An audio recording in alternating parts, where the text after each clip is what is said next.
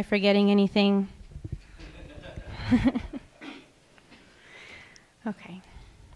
Today is the second installment of Soul Matters material. For those of you who have not yet heard, this is what the program committee has used to establish UUA roots for our lay-led congregation.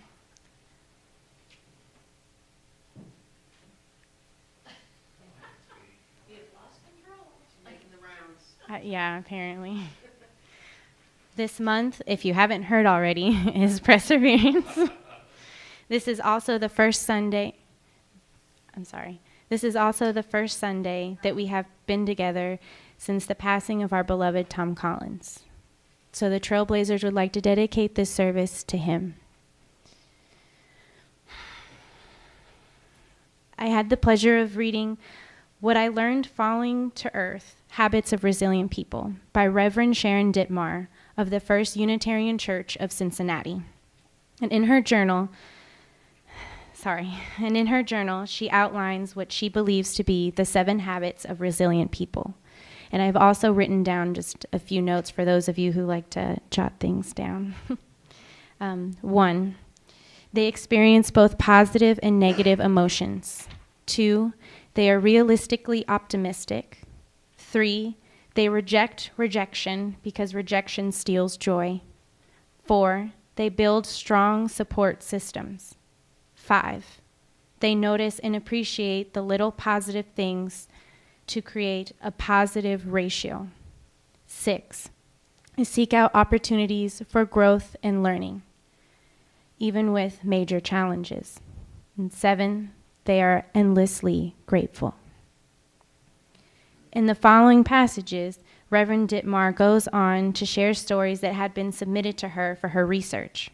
Instead, I have asked the Trailblazers to read aloud stories of people some of you might know in this congregation, and some that you may not. May I caution you that the stories of perseverance are not all easy to hear or pleasant to imagine. So I asked that the first number 1 person, please stand up and read theirs.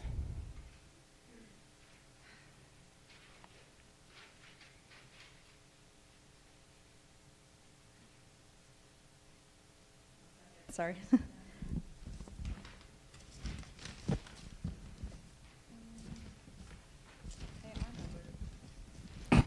Like most college freshmen, I struggled my freshman year, but it wasn't just my classes or living with a roommate away from my hometown that I found challenging. It was the threat of being, for the first time, completely alone and not having any of my comfortable places to hide. I had always thought I was easy to talk to and would have no problem meeting people and being social, but after being at school for nearly 4 months and having no friends for the first time in my life, I thought my hometown was the best place for me.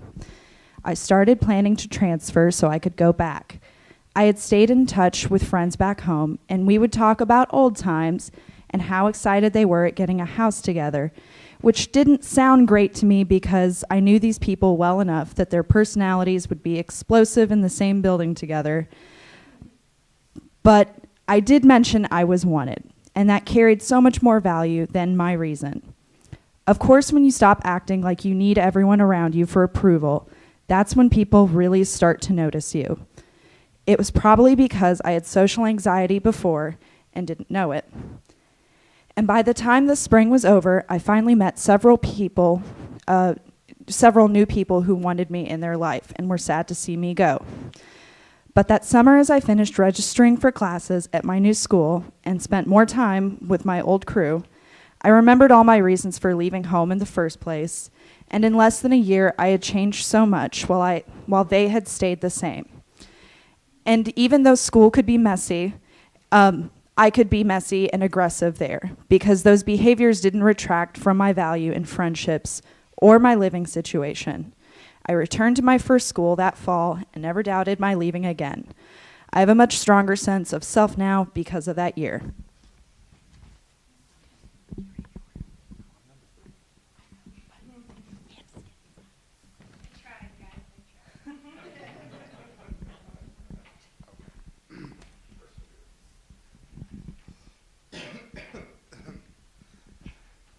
Is this working? All right. As a Navy veteran, I can easily state that being a woman in the military was not an easy feat. We are... I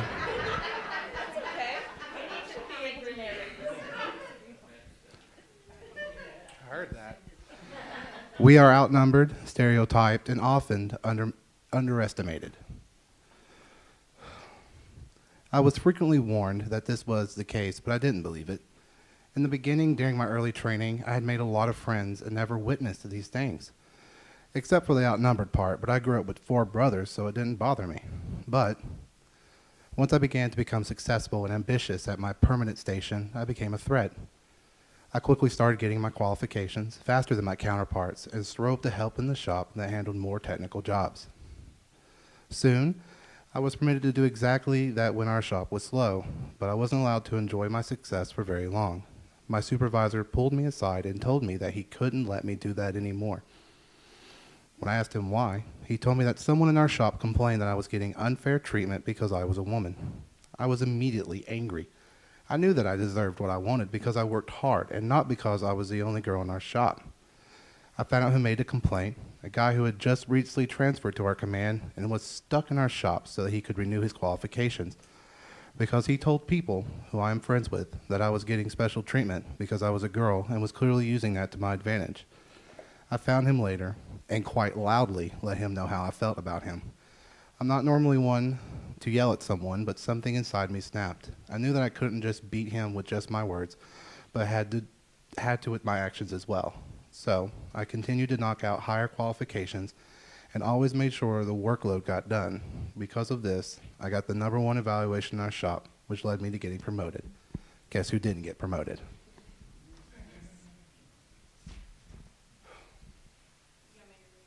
I got it. I'm good. I just got out of breath for some reason. Cheeseburgers, am I right? I was 18 and lived in a small hometown that I couldn't stand. My mom was an abusive alcoholic, and all my father did was enable her. The violence reached its peak 1 month before my first semester of college, and I had to decide whether to move away or go to my local university. I called my mom out on her drinking, and she threw an entire glass of ice water at me, glass and all. I decided I was done dealing with this and grabbed a cup and filled it with ice cold water and dumped it over her head. Next thing you know, I was accepting my admission to a college 3 hours away, and now I live on the other side of the country. My education was my weapon against the abuse. My schooling saved me from the dangers of a place I should have been able to call home.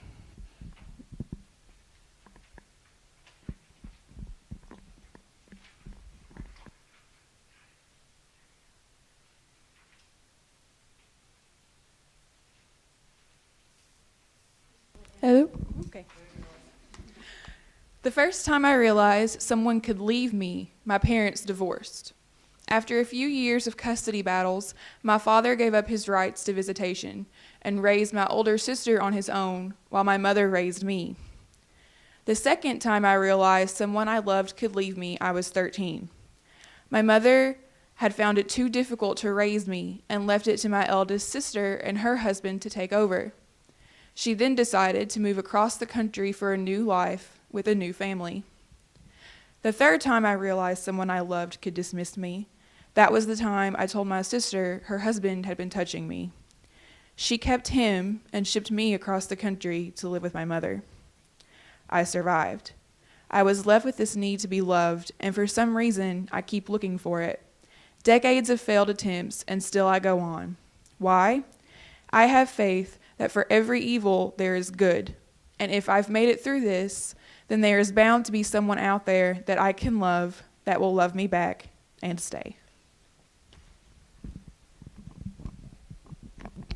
For the last story, this one they titled Perseverance, A Journey for Meaning.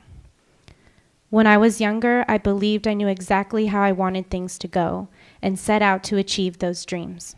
I had an entire path laid out for me: graduate at 22, get married, and have 3 wonderful children. But that wasn't even close to what happened. Failure after failure, being fueled by disastrous personal choices, kept me from going on the perfect path I had laid out for myself.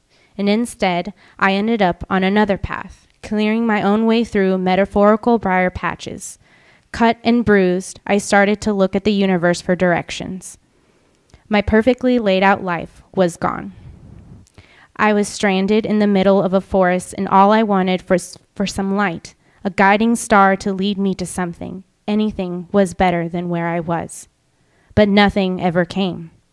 Lost without any idea on how to get back from where I had come, I wandered alone. In my journey, I started to question the reason for everything, especially life. Some have their religion and others their family. But for me, I just couldn't get past that everything comes to an end. Whether it is by some catastrophic apocalyptic event or the eventual heat death of the universe. What will everything that has ever been done or anyone actually be for? When these thoughts started to surface, the forest I had grown accustomed to began to change to a deep chasm, thank you. This is why I'm not in grad school. In an abyss, and I was at the bottom. At this point, I truly wanted to give up. I would lay awake, fantasizing the different ways I would do it. But as these nights kept adding up, something kept pulling at me.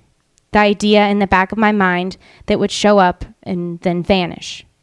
A small fairy in the chasm, trying to lead me astray or lead me out. I didn't know, but my own curiosity wouldn't let me leave it alone. It had to be my own subconscious, trying to lead me away from my own undoing. So I decided to follow it. The path wasn't easy, but I knew that I would have my final answer if I just kept pushing, fighting against the downward pressure and my own self-doubts. I dug my hands into the cracks of the chasm and pulled myself up, following a faint light that never seemed to get closer. After what I felt like of years of climbing, I finally came up to the top of the chasm edge of the thick forest. At my chest, a small faint light with just a little warmth hovered, waiting for me to move. I lunged out, arms spread wide to grab the light. It was my light, and God be damned if I was going to give up the only source of warmth I had felt in years. When I embraced the light, a cloud of fireflies flew out of the abyss behind me and flew into the forest, lighting it up. It didn't create a path for me to follow, but it lit up the ground in front of me and offered something almost as good: light. As I walked through now the dimly lit forest, I would hear laughter from my friends. As I told a joke or feel the love from them. I haven't left the forest yet. I can still see the chasm behind me and the dark void of nothing above me when I look up. But at least now, I'm warm. Nothing has a point, and I will always believe that. But I'm still fortunate to have a life in this crazy, wonderful, random universe. It took me a long time, but through perseverance in my darkest and deepest time, I realized that the strength to push through it all would be found in the love of my friends. Life may not have meaning, but I have decided to live for them. I love them too much.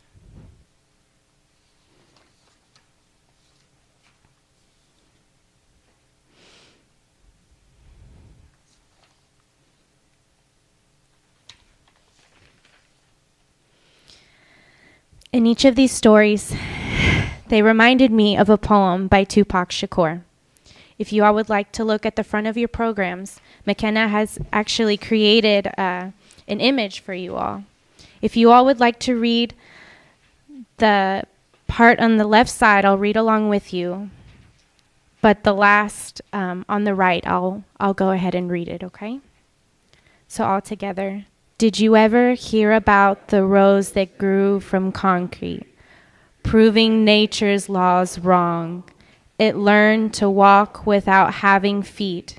Funny it seems, but by keeping its dreams, it learned to breathe fresh air.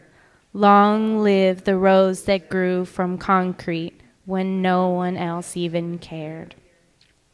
You see, you wouldn't ask why the rose that grew from concrete had damaged petals. On the contrary, we would all celebrate its tenacity. We would all love its will to reach the sun. Well, we are all the rose, and this is the concrete, and these are my damaged petals. Don't ask me why, thank God, and ask me how. I learned from this quote that really we focus so much on the struggle or maybe the damage left behind from it. I know sometimes I look at Lita and the beautiful soul that she is, and I wish that I could just easily go about my life without her. But maybe that isn't what I should focus on. I should focus on my outgoing nature and the love of my friends and my family. Although it is true, I could have just stopped fighting. Any of these people, these authors, could have just stopped fighting.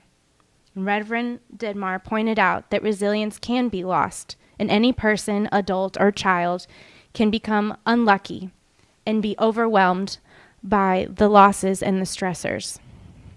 Everyone has a breaking point. And with these authors in mind, I ask you to reflect on your own resilient habits, the need that you might have to strengthen some of them.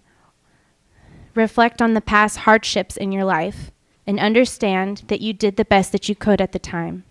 And when you look around the room, the offices, the grocery stores you frequent, and even this congregation, keep in mind that no matter the background or age, each of us have a story. And if you can't do that, for those of you that remember Tom's story, think of his. Someone brave enough to share it in front of all of you, the ultimate example of perseverance. Thank you.